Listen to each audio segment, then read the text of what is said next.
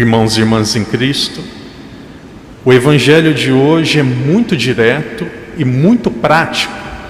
Diz sobre coisas muito próximas, coisas que a maioria das pessoas vivem no cotidiano. O Evangelho nos fala sobre as pessoas que não se casam, e aqui o texto diz: existem pessoas que não se casam, talvez por causa de uma limitação física, alguns porque não conseguiram encontrar um companheiro.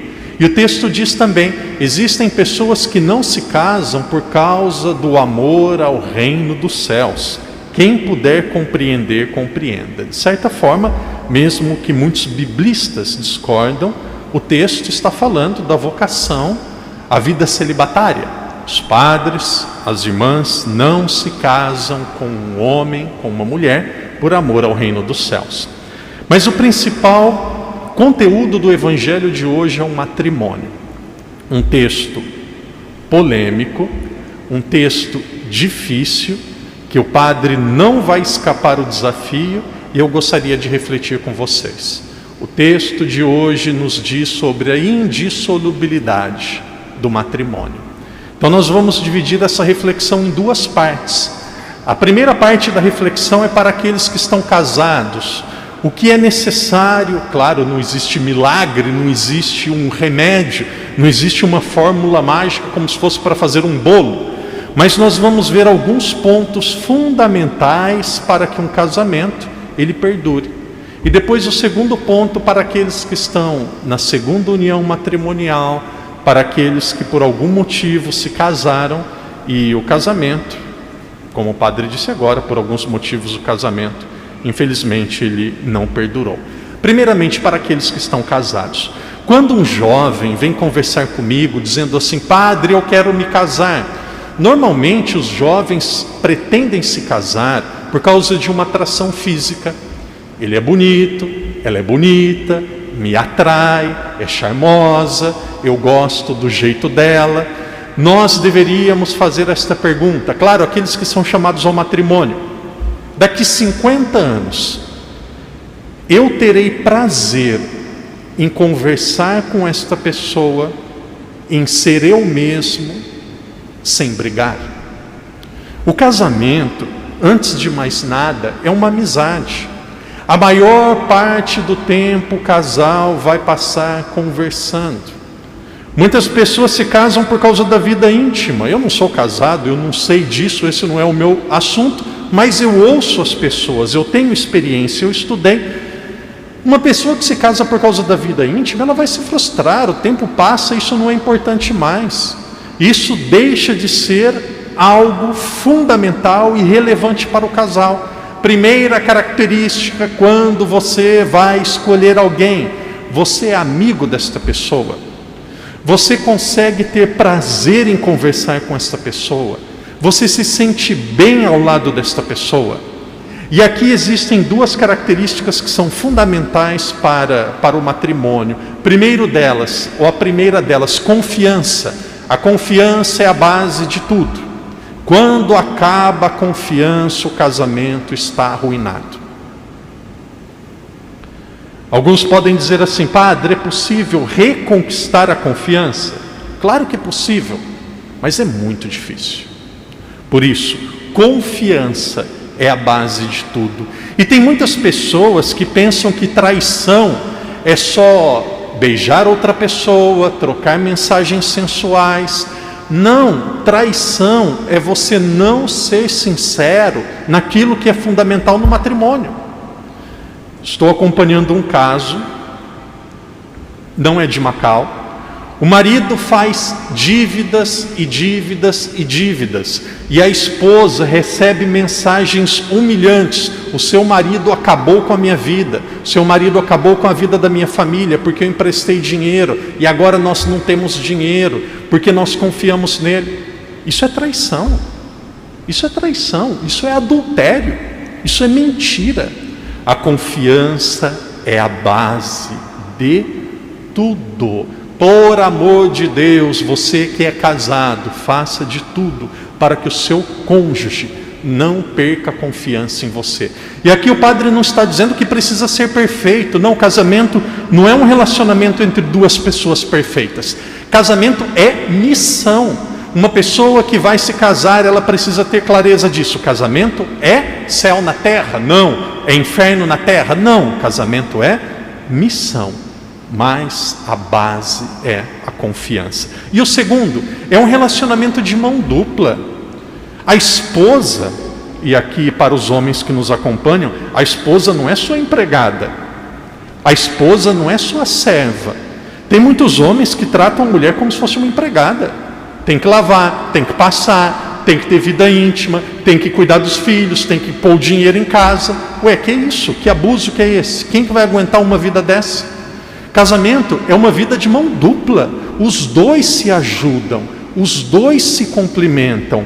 Um quer o bem do outro. É algo lindo, mas é um grande desafio que é construído dia a dia.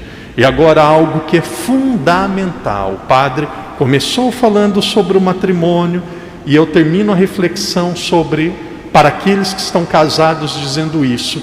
Quando o padre dizia, quando você for se casar, pense assim, daqui 50 anos eu conversaria com esta pessoa.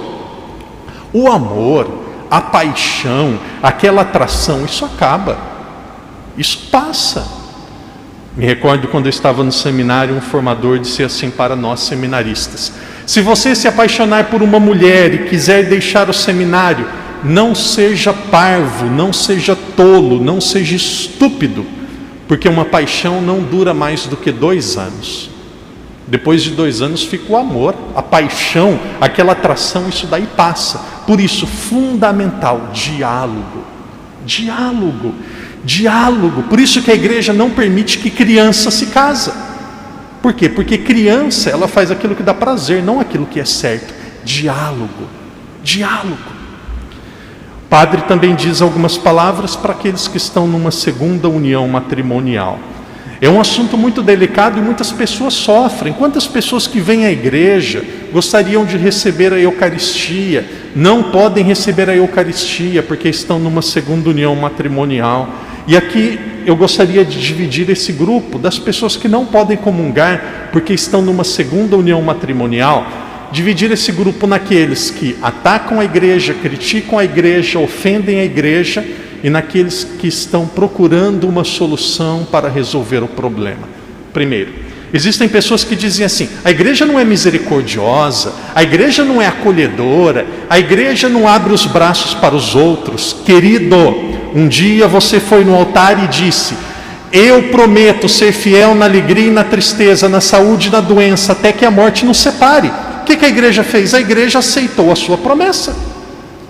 Eu não conheço um caso que o padre foi na casa, amarrou uma corrente no pé, trouxe puxado para a igreja, colocou uma faca no pescoço e obrigou a fazer as promessas. Eu não conheço. E se aconteceu isso, procura o tribunal eclesiástico, porque é nulo. Querido, querida, o que o padre fez foi, o que a igreja fez foi aceitar, foi levar a sério aquilo que você pediu. Você pediu, prometeu, a igreja levou a sério. A culpa não é da igreja, a culpa é sua. Você tomou essa decisão. Você pediu, a igreja aceitou. E outra coisa, não briga com a igreja não, briga com Jesus. Está na Bíblia. Está na Bíblia. O homem não separa. Quem se casou e contrai relacionamento com outra mulher está em adultério. Não é a igreja, é a Bíblia. Isso é para aqueles que querem criticar a igreja, humilhar a igreja, brigar com a igreja. A igreja é uma instituição séria que leva a sério aqueles que pedem um compromisso para sempre, e a igreja aceitou aquilo que foi pedido. Agora, para aquelas pessoas que vivem um drama, para aquelas pessoas que vivem um sofrimento, querido irmão, querida irmã, claro que é uma dor para o seu coração não receber a Eucaristia, e é uma dor também para o padre. É uma dor para o padre, é uma situação difícil para todo mundo. Uma vez eu ouvi um padre jesuíta do tribunal eclesiástico de uma grande cidade do Rio de Janeiro dizendo: pelo menos ou cerca de 80% dos matrimônios são nulos. Padre, a igreja está anulando o casamento. Não, a igreja não anula, ela declara nulo. Tem casamentos que nunca aconteceram. Por exemplo, uma pessoa muito próxima, ela casou e depois ela não podia ter filhos. E não tinha filhos, não tinha filho. Depois ela se separou, e o marido sempre falava, ó, você não pode ter filho, você não engravida, você é estéril. Tá bom. Aí se separou, casou com outro homem, passou 2 meses, estava grávida. Esse casamento, o primeiro, é nulo. Por quê? Porque ele não podia ter filhos, ele sabia e não informou a mulher. Ou seja, algo que é fundamental para o outro saber do cônjuge foi omitido. Então, para que um casamento aconteça, existem várias coisas que precisam acontecer. Tem uma lista no Código de Direito Canônico que passa por pelo menos 12 itens, muitos deles muito bem subdivididos. Então, existem muitos casamentos que eles não aconteceram. Teve véu, teve grinalda, teve bênção, teve lua de mel, muitas vezes teve até filho, mas o casamento foi nulo. Então você que está numa segunda união matrimonial, você que vive este drama, procura o seu pároco, procura o tribunal eclesiástico. A igreja é mãe, a igreja não quer dar um jeitinho, a igreja quer ajudar para que a justiça aconteça. Se mesmo assim você vive esta situação, ninguém pode tirar a presença espiritual de Jesus da sua vida. Ofereça a sua vida a Jesus, viva através da oração e procure um bom padre, um bom diretor espiritual, alguém para lhe orientar. Não existe nada que a misericórdia de Deus ou que a sabedoria de Deus não possa nos ajudar. Querido irmão, querida irmã, peçamos que Deus nos ajude a vivermos, a discernirmos, a nos santificarmos na nossa vocação.